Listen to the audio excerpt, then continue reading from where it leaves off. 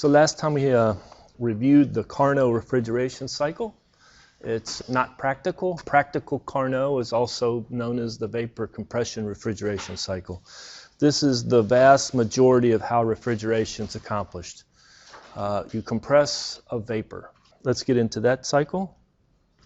So as a review, here is the Carnot, and here is the modification to make it practical. It's the vapor compression refrigeration.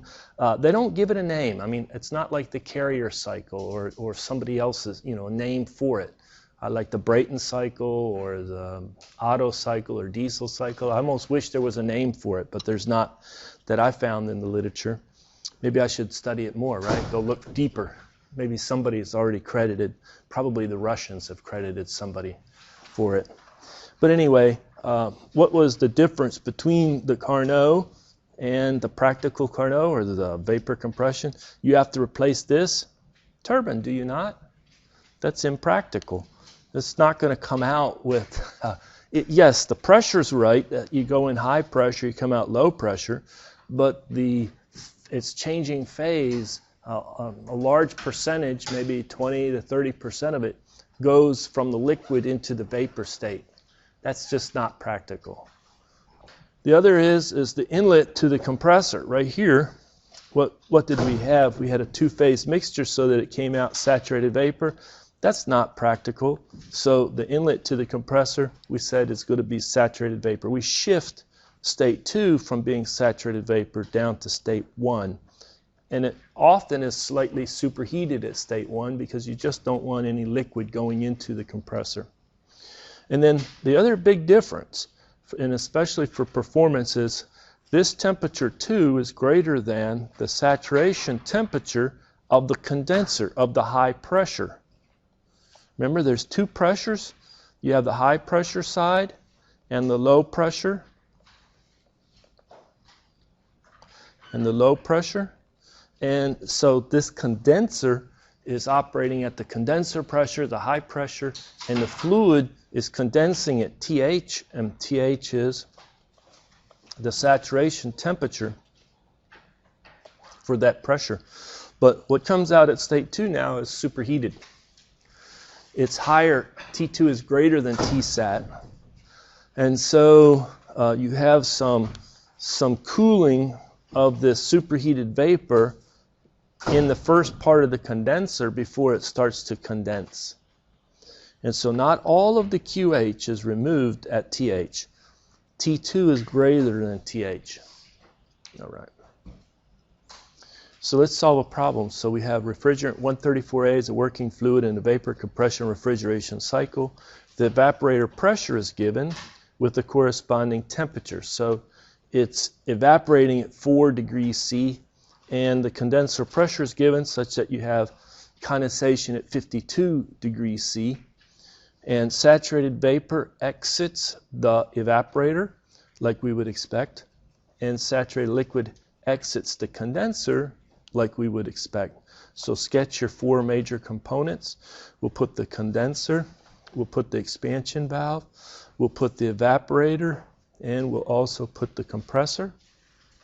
And refrigerant flow out of the evaporator into the compressor, out of the compressor into the condenser, out of the condenser expansion valve, out of the expansion valve into the evaporator. Let's go ahead and label states. Traditional labeling 1, 2, 3, 4. And 1 is saturated vapor.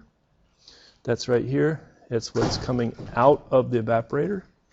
And it's saturated liquid coming out of the condenser. You have the mass flow rate of the refrigerant. M dot of the refrigerants given to be 5 kilograms per minute. Determine the rate of heat transfer to the refrigerant passing through the evaporator. So they want it in kilowatts, and so this is what's going into the refrigerant. So maybe for part A, we say Q dot evap. How are we going to calculate it? The product of the mass flow rate of the refrigerant through the evaporator times the enthalpy change of the refrigerant. So it's going to come out at high enthalpy, go in at low enthalpy. So we need H1 and H4. How about for part B? For part B, what's the net power input to the cycle? Well, W dot net, but there's only one. This was Q dot into the evaporator. There's only one place that there's power, W dot nets into the compressor. We got rid of the turbine. So W dot net is simply W dot into the compressor, which is the mass flow rate flowing through the compressor times the change in enthalpy. It goes out high enthalpy, inlet low enthalpy, H2 minus H1. Good? Let's continue on. What is the net coefficient of performance, COP, for the refrigeration cycle? Well, it's what we desire, a lot of cooling. That's actually the answer for part A, divided by what we have to provide, the answer for part B, to run the compressor. So that's the COP. So the strategy is get those enthalpies, set up a table of states.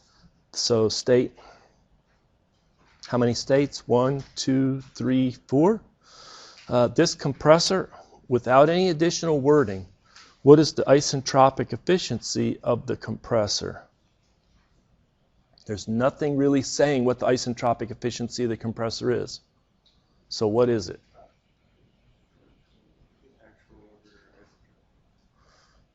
How are you going to calculate it? That's not the answer I'm looking for. Somebody else. What's the isotropic efficiency of this compressor?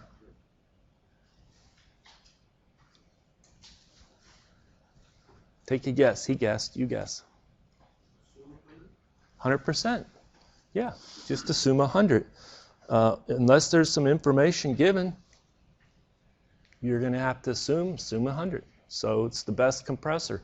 We adapted from the Carnot. With the Carnot, it was 100% isentropic efficiency. Okay, so let's continue on. So we're going to have pressure, probably kilopascal, temperature, degree C. We're going to have quality, enthalpy, kilojoules per kilogram, and entropy, kilojoules per kilogram Kelvin.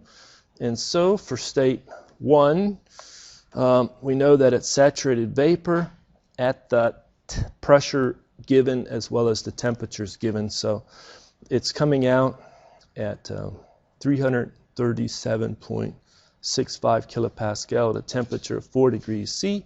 It's saturated vapor. So what's the quality of saturated vapor? 1. It's H of G at that pressure or temperature. Both of them are given.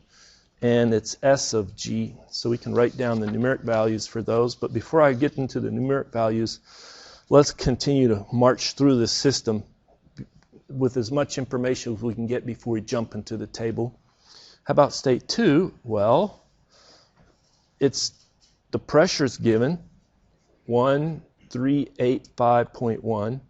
Is it 52 degrees C or not? Probably you want to go ahead and sketch some property diagrams. The useful one's temperature entropy. This is a line of low pressure. This is a line of high pressure. And where is state 1? Saturated vapor at the low pressure. Where is state 2? Straight up, which pushes it out into the superheated region. So right away, the quality isn't defined, it's superheated. It's greater than 1. And so the temperature is going to be greater than 52, isn't it? Because 52 is the saturation temperature at that high condenser pressure. All right. So how do I find the H and the S? Or the S is S2 is equal to S1 because it's isentropic compression. And so H is a function of the pressure and the entropy. I have to look it up. I have to look it up, probably some interpolation in the superheated vapor table. And same, the temperature is a function of the pressure and entropy. A lot of times I like to write an extra column out here and say what's used to fix state 2? Pressure and entropy. What's used to fix state 1? Pressure and its saturated vapor. How about state 3? Well, it's the same pressure, isn't it? 1385.1. And it's saturated liquid. So it's the pressure and its saturated liquid that fixes state 3. State 3 is way over here. And so we go ahead and say, well, what's the quality of saturated liquid? 0. And this is H of F and S of F at that low pressure, or high pressure, sorry. And then how about the state 4? Well, we're going through that expansion valve. You do an analysis of the expansion valve. So either it's isenthalpic or isentropic flow through that expansion valve. Is it isentropic or isenthalpic? Isenthalpic. That's right. Is it reversible through the expansion valve or irreversible? What's happening through the expansion valve? Is it reversible, yes or no?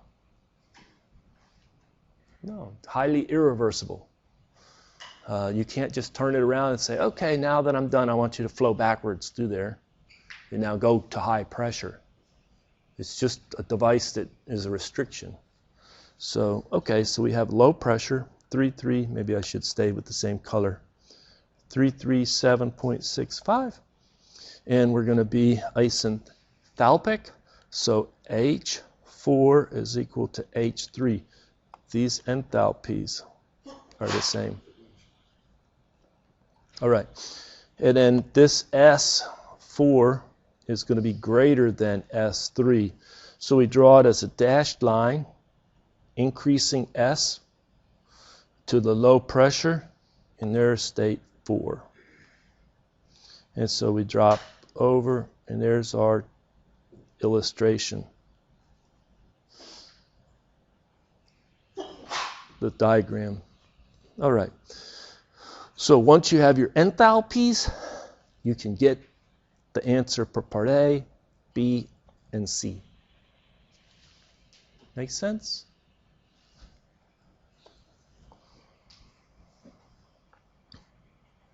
Here are the values for the problem in nice tabular format in Excel. And you can see that the coefficient of performance is 4.29.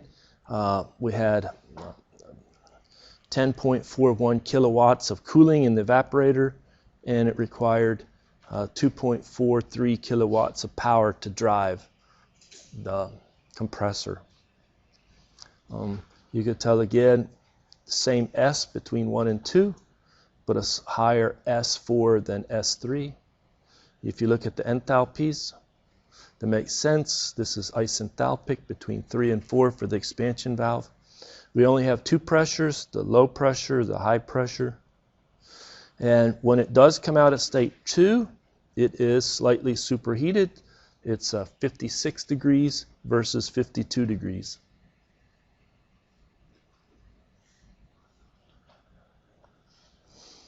We want to plot this on a temperature entropy diagram. This is for refrigerant 134A using the data that's in our textbook.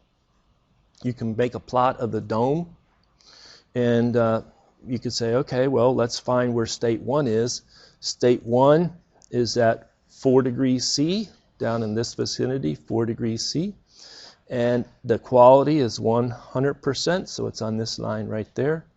And the entropy is around 0.917, so 0.917, right like that. That's state 1. How about state 2? We're at 56 degrees, so there's 50, 56 right here. And we're at, this is not, it's superheated, it's above 1. 0.9164, so you just draw straight up. And there it is. That's state 2. It's close to the dome.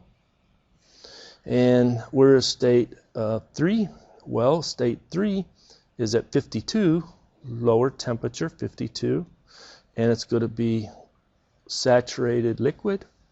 So it's going to be right over here. There's state 3. So 1 to 2 to 3. If you want, you follow that line of constant pressure. It'll come down and then condense all the way across. So it's condensing at 52, even though state 2 is at 56. That's a de-superheat or cool the superheated vapor at constant pressure until it's saturated vapor. And then if you want, you try and put 0.443, so here's 0.443. And then you want to go to 0.4, what is that, 66, so it's slightly higher, 0.466 entropy at that low. So there's state 4. Draw it as a dashed line coming down, and away you go. So that's what the cycle looks like on a temperature entropy diagram. There's another diagram of interest, especially in refrigeration systems. It's the pressure enthalpy diagram, the pH diagram. This is the data straight out of our textbook plotted for refrigerant 134A. So we have pressure in kilopascal and enthalpy in kilojoules per kilogram. Right up in this vicinity is the critical point. And then, I know it's a little rough to show in here because they really don't go to the critical point in our textbook, so it's close. But you'll have saturated vapor states coming down here and saturated liquid states going down there. So that's what the pH diagram looks like for refrigerant. Let's put our states on the pH diagram. So what about our pressures? 338. So that would be in this vicinity, 338. Both of them are on that line of 338 kilopascal. And 1385, that would be where? Right in here, 1385. So if you wanted to, you just draw lines going straight across and a line going straight across. All right, so now where is state 1? It's saturated vapor at that low pressure, and we can check the enthalpy. The enthalpy is around 250, and it looks reasonable. It's around 250. There's state 1. Now, how about state 2? It's superheated, and the enthalpy is around 278, 280 almost, and so it'll be right out here. There's state 2, slightly superheated. And then state 3, it'll be saturated liquid right there. And then, let's see, let's check the enthalpy, around 125. Maybe I should have it over more. Maybe it should be higher and right there. Okay. And then state 4 has the same enthalpy, so it's straight down, so 3 to 4. But we should still draw that as a dashed line, indicating there's internal irreversibilities. It's not internally reversible. There's some irreversibilities due to the expansion. So you would draw a solid line, a solid line, a solid line, dashed line. And there it is on the pressure enthalpy diagram. Why do they like the pressure enthalpy diagram in refrigeration systems? Because everything's proportional to delta H's, the enthalpy, and basically it's a high pressure, low pressure side. So you both, inlet and outlet to the condenser as well as inlet and outlet to the evaporator are on distinct lines of constant pressure. All right. Often they'll put the pressure enthalpy diagram on a semi-log where the y-axis, the pressure axis, is the log axis. And the enthalpy is H. This is the same exact data replotted on a semi-log. Doesn't it look a little smoother? Doesn't it look a little more symmetric? Yeah. So there it is. And then you could redo it. You just have to come in and find those pressures and then do the same thing. All right, let's change the problem. And let's say we have isentropic efficiency for the compressor is now a whopping 58%. How does that change the problem?